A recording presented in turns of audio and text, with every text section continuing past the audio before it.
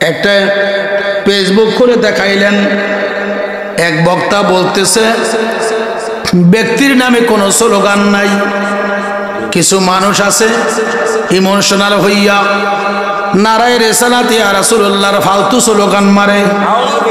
আপনারা সকলে নাউজুবিল্লাহ বলবেন না? আরো জোরে বলুন নাউজুবিল্লাহ।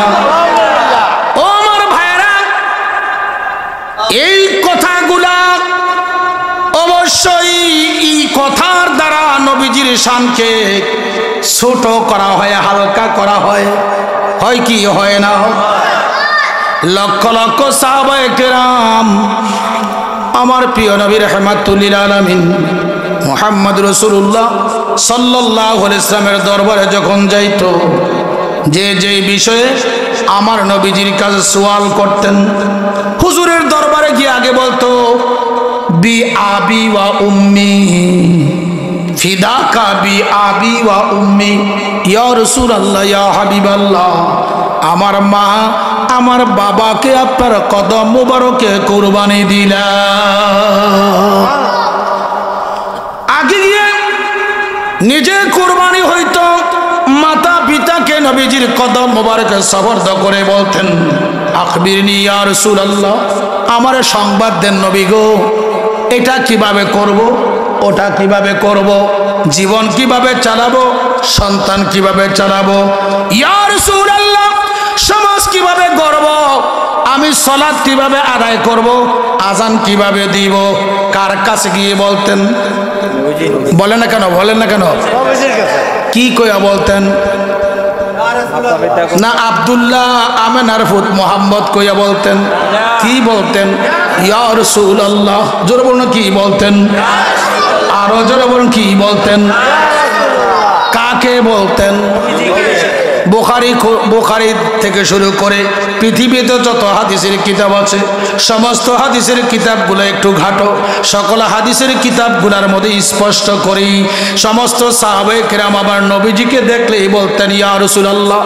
কোন সাহাবী যদি কোনো অপরাধ করত, গুনাহের কাজ করত, আমার প্রিয় নবী পাকের দরবারে হাজিরি দিয়ে বলতেন তাহিরনি ইয়া রাসূলুল্লাহ, তাহিরনি ইয়া হাবিবাল্লাহ, নবীজি গো আমি অপরাধ করছি, আমারে পবিত্রতা দান করেন।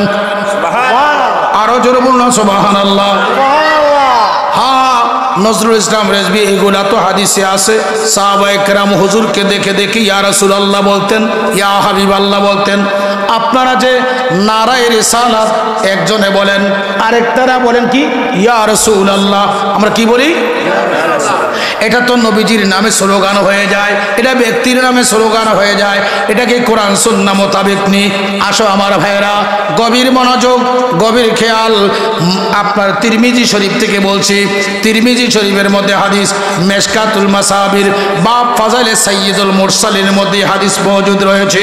আল্লাহর হাবিব মুহাম্মদ রাসূলুল্লাহ সাল্লাল্লাহু আলাইহি ওয়াসাল্লামের কলিজার টুকরা সাহাবী হুজুর সরকারে দো আলমের কলিজার টুকরা সাহাবী, যিনি হলেন রাইসুল মুফাসসিরিন, কোরআন শরীফের সর্বপ্রথম যেই তাফসীর করা হয়েছে ওই তাফসীরের নাম হচ্ছে তাফসীর ইবনে আব্বাস।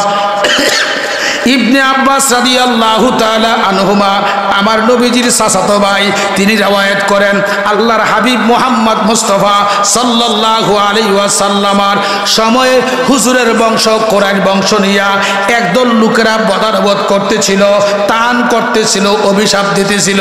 আমার নবীজির কান মোবারকের সংবাদরা আসছে, আসার পরে আমার নবী রাহমাতুল লিল আলামিন গিয়া মিম্বার শরীফে দাঁড়াইছেন। ফাকামান নবী সাল্লাল্লাহু আলাইহি ওয়াসাল্লাম আলাল মিম্বার, আমার নবীজি মিম্বার শরীফে দাঁড়াইলেন, দাঁড়াইয়া উপস্থিত সাহাবায়ে কেরামের সামনে বলেন, ও সাহাবীরা বলো মান আনা। সুবহানাল্লাহ বলেন না কেন? আমি আপনারা কইলাম, আপনারা বলেন তো আমি কে? তো যারা আমারে চিনেন জানেন আপনারা বলবেন কি আপনি নজরুল ইসলাম রেজভী, বলবেন না? তো হুজুর সাহাবায়ে কেরামের সামনে সাহাবীরা বলছেন, সাহাবীরা বলো মান আনা, আমি কে? তো সাহাবায়ে কেরাম কি জবাব দিয়েছে দেখো। হুজুর কয় আমার পরিচয় তোমরা জানো কিনা, আমার পরিচয় তোমরা নিয়ে যাও। সাহাবায়ে কেরাম কি হুজুর যখন বললেন আমি কে বলো, সাহাবীরা বললেন আনতা রাসূলুল্লাহ। আল্লাহু আকবার বলেন। সাহাবারা কি বলছেন? আনতা রাসূলুল্লাহ, আপনি আল্লাহর রাসূল। এখন প্রমাণ হয়ে গেল নবীজির রিসালাতের ধরি দিয়েছেন। আমি কে? সাহাবীরা বলে আনতা রাসূলুল্লাহ, আপনি আল্লাহর রাসূল। আনতা সেই অর্থে, ইয়া সেই অর্থে। তাই সেখান থেকে আনতা রাসূলুল্লাহর দ্বারা সাহাবায়ে কেরাম হুজুরের সামনে ইয়া রাসূলুল্লাহর স্লোগান দিয়েছে। আল্লাহু আকবার।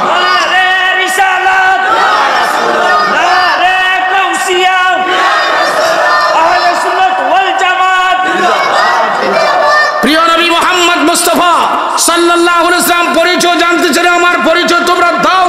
সাহাবীরা বললেন আনতা রাসূলুল্লাহ। আনতা মানে আপনি, রাসূলুল্লাহ মানে আল্লাহর রাসূল। জোরে বলুন সুবহানাল্লাহ।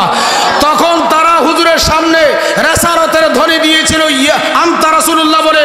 আর এখন আমরা মিলাদে, জুলুসে, বিভিন্ন সেমিনারে, প্রোগ্রামে একজন ব্যক্তি বলে নারায়ে তাকবীর, নারায়ে তাকবীর, আল্লাহু আকবার। আমরা কি বলি? কার জন্য? আল্লাহর জন্য। কার জন্য?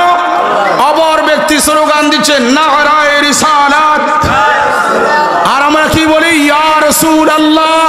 এ সাহাবায়ে কেরামের সুন্নাত আদায় করা হচ্ছে। আরো জোরে বলুন সুবহানাল্লাহ।